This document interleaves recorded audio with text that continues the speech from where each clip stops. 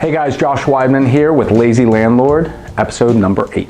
Today I want to talk to you about one of my favorite topics, and that is closing the deal. This is one of the areas that a lot of internet gurus, they spend very little time with, but it's the difference between walking out of the house with a contract and walking out of the house with your hands in your pockets, right? So this is really the most important and quintessential part of getting the deal done. You spend all this time marketing, all this time screening the leads, evaluating, doing all this stuff. It's time to spend some time on the sales end of this, all right? So there's a couple steps that go into negotiating and closing a deal. And the first one, it starts with the evaluation. I did another content video not too long ago where we talked about the steps of evaluating a property and what goes into that. So I'm not going to delve into that too deeply.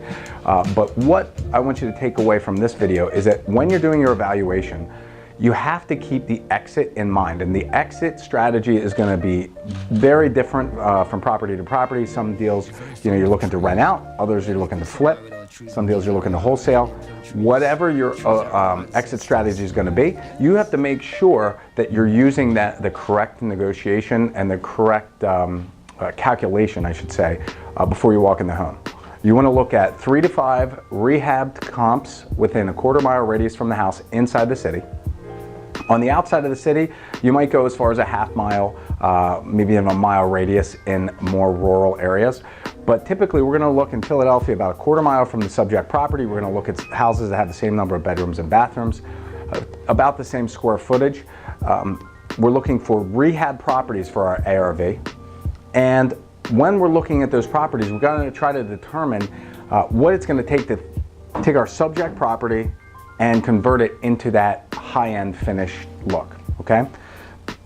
Another thing that we want to look at here is the cash comps and the as-is sales. We want to take a look at what properties are selling for in the area. That's going to be able to tell you if you're a wholesaler what you can sell the property for, or if you're buying, if you're walking into the house, it's going to give you an idea of where your numbers probably have to be to get an accepted offer from the seller. That's not saying that you don't offer less, but it's part of the negotiation. So once you've gone through your evaluation, you know what the house ARV is going to be. You've taken a look at your cash flow analysis if you're buying it for a rental. The next step is going to be investigation.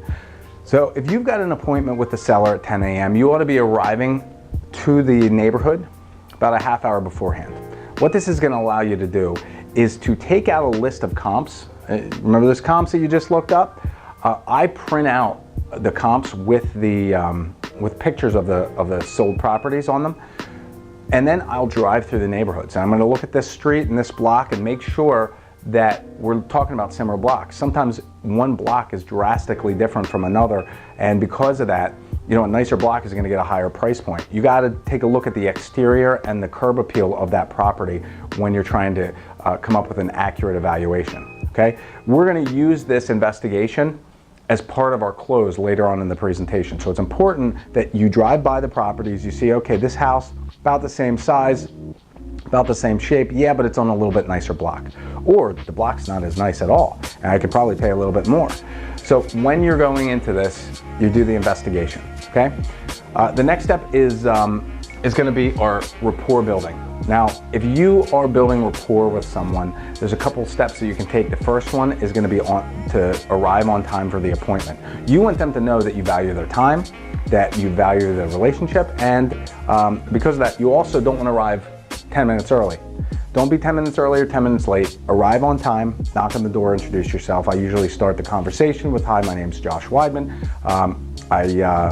We talked on the phone. While I'm here, I'm going to walk through the house, take a look at the condition.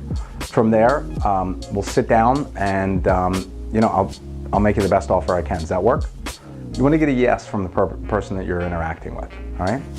So now, as you walk through the property, there's a couple things that you've got to keep an eye on.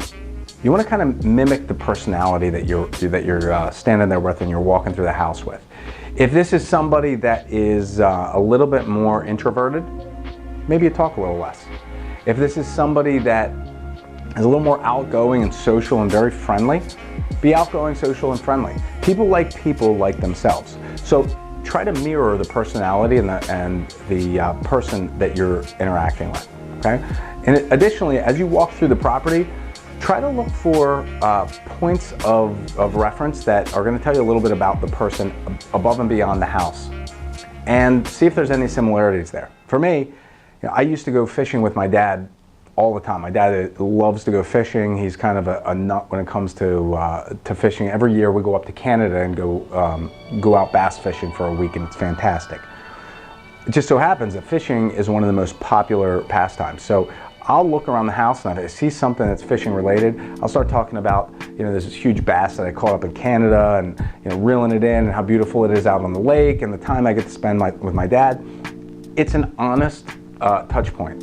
You don't want to fabricate this, you don't want to make it fake, but look for something that is a similarity where you can build a bond with that person and start to develop a relationship. So you do this as you start going through the house, and you start warming them up, all right? Once you start building that rapport, the next step is to present. And look at this, my grammar's a little off. So we go into the presentation. I always take together a presentation. It's on an iPad. I'll go in, and it's a PowerPoint. It tells a little bit about my company, and it frames the offer that I'm going to make on the house based on a couple factors. Some basic terms in real estate, like the days on market. The idea that you wouldn't believe this, but most houses on the MLS, they don't sell for what they're listed for. In fact, it's usually about 5% off of an asking price. In addition, we talk about the number of sales versus the number of listings in the city at any given time. And it's a good way to contextualize the conversation. During the presentation, I'm going to talk about some benefits to working with us as opposed to working with a real estate agent. And as I go through that, I'm going to push on the benefits of working with a cash buyer. We can close at any time that you like. We're not going to ask for any contingencies in the agreement. We're not going to ask you to do any repairs. In addition, we're going to pay for all your closing costs when we go through, and all of these thousands of dollars in time and money that you're going to save working with somebody like me as opposed to listing with an agent. And so as I go through this, I'm going to then go into my testimonials. I give them a handful of testimonials. They give them some time to read through those testimonials and get accustomed to the type of business that we've got. These are the people that we've worked with. These are the houses we bought in the past. These are the results that you can expect working with us. After the testimonials, I get into frequently asked questions. I have an entire section of frequently asked questions that a lot of prior clients have brought up. And so we'll get into a discussion. This is a great time during the presentation when you can delve into any questions they might have. Is there anything not listed here that I haven't answered, or you have a question about? Usually this is going to lead to the real question about the whole meeting. How much can you offer on the property? By this point, I've spent about 45 minutes with a seller, building a relationship with them, building rapport. They know a little bit about me, I know a little bit about them. We're relaxed, and we're ready to get into the offer stage, okay? From there, what I go into is an explanation of how I come up with my offer. I want them to understand that I'm not just pulling a number out of the air and hoping they're gonna accept it. And to do this, I go through and I start talking about Fannie Mae. Fannie Mae is a public-private partnership. They own a large percentage of the mortgage market, and because of that, they're able to dictate what the rules are for a number of different things, not the least of which is evaluating what a property is worth. So I go through their criteria. We're looking for at least 3 like sales, same square footage, same bedrooms and bathrooms, same kind of square footage, same condition, for properties that have sold in a very similar neighborhood within the last 6 months.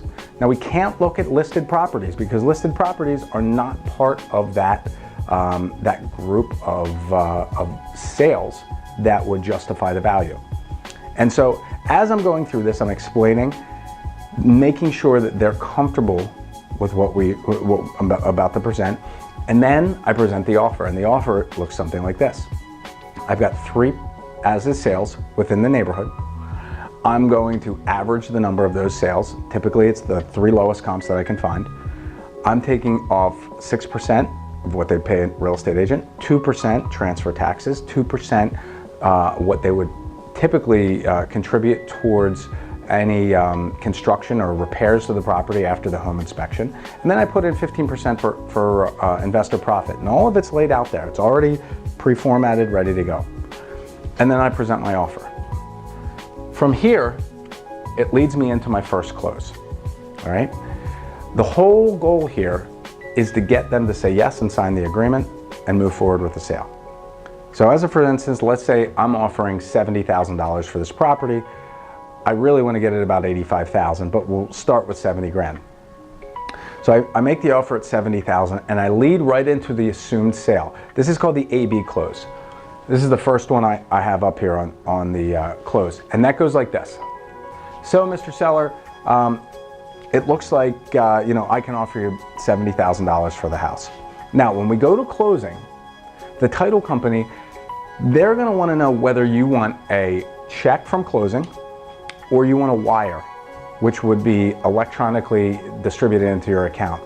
Now, the main difference here is that typically with a check this size, your bank's going to hold it. They might hold it for a week or two until it actually clears the account. Whereas with a wire, it's a direct deposit right into your account. It's available the next day. With that being said, would you be more interested in having us wire the funds into your account, or would you like a check so I can let the title company know? So at this point, the question is not whether or not they're going to sell the property or whether they accept the offer. The AB close is a yes either way. They're either going to get a check or they're going to get a wire. So you might also do this with a date. You lay down the $70,000 number and you say, so Mr. Seller, would you rather close on Tuesday the 15th or Wednesday the 16th? Is morning or evening better for you? You're laying this out so that it's, the question again, it's never the price, it's always something else. They get to choose, but the answer to you is always the same, it's a yes. Now oftentimes, you'll get your first pushback here. The whole goal of the sales and closing process, once you get into closing, it's to tease out their real objection, because oftentimes people are afraid to give you a yes. So at this point, they're gonna say, well, Josh, I'd love to sell you the house, but $70,000 is a heck of a lot less than we asked for. I mean, we were talking about $95,000 over the phone. Well, I understand. And at this point, I just drop it. I just drop it and I move forward. And from here, I'm going to start handling some of their objections. This is even before they know that they're objections, right? The next thing I'm going to do is I'm going to talk about our process. Our process is really simple. The first step is getting an agreement. Once we have the property under contract, next thing we do is open up escrow. We drop off the contract and a deposit check to the title company. Once they have it, they start the title search and we go from there. The next step is we're going to finish our file, and from there we go to settlement, and that's when you get paid. It's really simple, very straightforward. So as I'm going through this, they kind of back off. Their tension got really high when I made the offer, and then when I just released the pressure and just walked along and with my presentation, there was really no issue. So now we go through the whole presentation. I'm pulling out the contract. I say, so when would you like to have that closing? You want it on Wednesday the 15th, or I'm sorry, Tuesday the 15th or Wednesday the 16th? Now at this point, they're probably going to give you the answer that is most common across the board. Well, we're really going to have to think about it, Josh. What they're really saying there is, hey, I'm a nice person, I'm uncomfortable telling you no, or I'm uncomfortable making a decision, so I'm just going to defer the situation and just kind of push it off till some later date. Maybe I'll make a decision or maybe I won't, but the likelihood is somebody better is going to come in here and close me. So at this point, you can wrap up your stuff and say, thank you very much, I'll give you a call next week, or you can buckle down and close the deal, right? So this is where it comes in. This brings us to my 4 P's close. So when the seller says to me, Josh, I really appreciate you coming out here, I got to think about it, I'll get back to you. At this point, I'm going to say, you know what, Mr. Seller, I really appreciate it. This is really kind of you. I know that this is a big decision, and for that reason, I really appreciate you taking it seriously and telling me you're going to think about it. What I've found over the last 11 years since I've been a real estate investor is that most of the time, when people tell me they're gonna think about it, what they really mean is that I didn't do my job. Now, with that being said, there's really 4 areas that I have to cover here when I meet with you. And if I cover all those 4 areas, there's really nothing to think about. I'd like to just make sure that I covered everything before, I pack up my stuff. Is that all right with you? Sure, Josh, that's fine. Okay, so I call this the 4 Ps. These are the 4 areas where I've either hit the nail on the head or totally missed it, all right? So the first thing is this. First P is the person. I know you wouldn't believe this, but some people just don't like me. Now, yeah, I know. It's tough to believe. Ask my wife. Sometimes she doesn't even like me. So, that I got to get this out of the way. Is it me? Is it me you have to think about? Like, you understand the process, or you understand, you're comfortable working with me? Yeah, Josh, of course it's not you. No, okay. So then cross it off. Now we go to the second P. So the second P here is the process. And we went over this a little bit, but did you understand, you pretty clear on how that works? First thing we start with is an agreement. We open up escrow, we complete the file, and then we go to settlement. Is there anything there you're not really sure of? No, the process seems pretty easy and pretty clear. It's pretty good. Okay, great. Cross that one off. The next P is the paperwork. Now look, I know I just pulled out the paperwork here and just laid it in front of you, but did you understand this at all? Now at this point, sometimes the paperwork is the issue. So if that's the case, pull it out, read through it. Now, Josh, I want to make sure I review everything before I sign it. You know what, Mr. Seller, I'm glad you brought that up. Let's read through it together. If you have to, read every line of the agreement. This is when it's really advantageous to have a shorter contract. I mean, my contract's about 3 pages long. It's got everything it needs, but it also has protections for the buyer and seller in the agreement. So take the time if you have to and read through every line of the agreement. Stop at every paragraph, go over it, and make sure every question is answered. If you have people that are introverts, they are really focused on numbers or details. If you're dealing with an engineer or an accountant, bookkeeper, you're going to run into somebody that is very, very focused on details.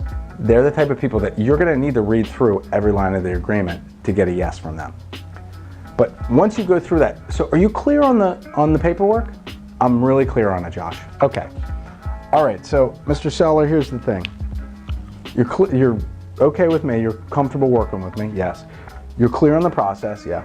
You're clear on the paperwork? Yes. Okay. So there's only one thing that we got to talk about, the last P, and that's the price. Most of the time, it's price. That's what it boils down to. At this point, we go back to that analysis of the property. We say, look, you were asking $95,000. We're looking at these comparable sales, and we've got a sale at $80,000, $82,000, $81,000. Let's be honest. $95,000 is not going to work. I'd love to give you $1 million, but I can't give you more money than the house is worth, and you understand that, right? Yeah. Okay. So at this point, what can we do to make this work? Well, Josh, as I look at this, if you could do $80,000, I think we have a deal. So at this point, they've committed to $80,000. I'm going to follow up and make sure that this deal's closed, and here's how this works. Okay, so Mr. Seller, you're telling me at $80,000, you can make this, we got a deal. Is that what you're saying to me? Yes, because here's the situation. I came out here, and my boss gave me an authorization for $70,000. If I go back to him with a contract for $80,000, I might get fired. I need authorization to close this. I don't care if you're the sole owner of your company. I don't care if you're the CEO of a huge company that works for you.